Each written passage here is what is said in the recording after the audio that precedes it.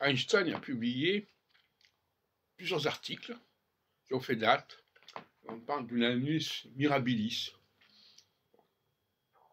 Il n'a pas publié des livres, il a publié des articles. C'est très important de comprendre ça. Le livre est bâtard, le livre. C'est une accumulation, une juxtaposition de différents textes à une certaine époque. L'article, lui, il est daté. On sait qu'il n'est pas en telle année et pas en telle autre année. Dans le livre, on dit, ah ben le livre, c'est le livre, voilà, terminé. Il est intemporel, le livre, si on peut dire, dans l'esprit des gens. Et, par conséquent,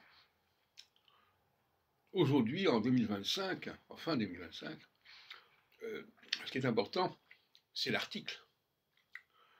C'est pas le livre. Le livre, c'est une fabrication d'éditeurs, c'est la question des bibliothèques, etc. C'est dépassé, c'est obsolète, tout ça. Aujourd'hui, c'est l'article qui compte, qui peut être de quelques pages seulement, quelques pages qui peuvent marquer les esprits, qui peuvent faire date. Et pas forcément sur la base d'un papier, mais aussi une publication sur les réseaux sociaux, etc. La numérisation. D'où d'ailleurs le problème des bibliothèques. Les bibliothèques, elles sont dépassées, les bibliothèques. Les gens ne viennent pas lire des livres en bibliothèque. En tout cas, c'est plus vraiment d'actualité. Il y a une numérisation des ouvrages qui existent. Et ce qui est beaucoup plus important que les bibliothèques, ce sont les bibliographies. Bibliographies qui vous donnent des clés que vous pouvez ensuite aller utiliser sur Internet. Vous avez une liste de livres, eh bien vous regardez, vous allez vous renseigner, etc. Donc la bibliographie remplace la bibliothèque. Moi j'ai compris très rapidement, puisque j'ai publié à la fin du XXe siècle le catalogue alphabétique des textes historiques français, avec la localisation d'ailleurs en bibliothèque, mais avant tout, il s'agit d'une bibliographie.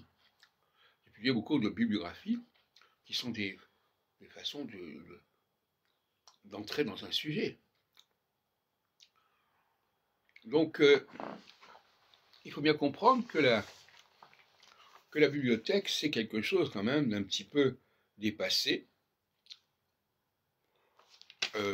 Et à ce sujet, je dirais que nous devrions avoir une carte de visite, chacun, tous les gens qui font des choses importantes, carte de visite, avec les différents points, les différentes références, les différents sites, les différents blogs.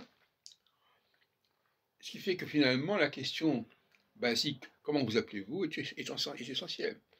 Vous donnez votre nom à l'interlocuteur, vous avez une carte de visite par exemple, et bien à partir de là, il peut retrouver tout ce qui vous concerne. Et c'est beaucoup plus intéressant que si vous commencez à raconter ce que vous avez fait. On n'est plus, ça c'est féminin, ça. Je vais raconter ce que j'ai fait, ce que je sais. Non, les moteurs de recherche dépassent le niveau de la personne.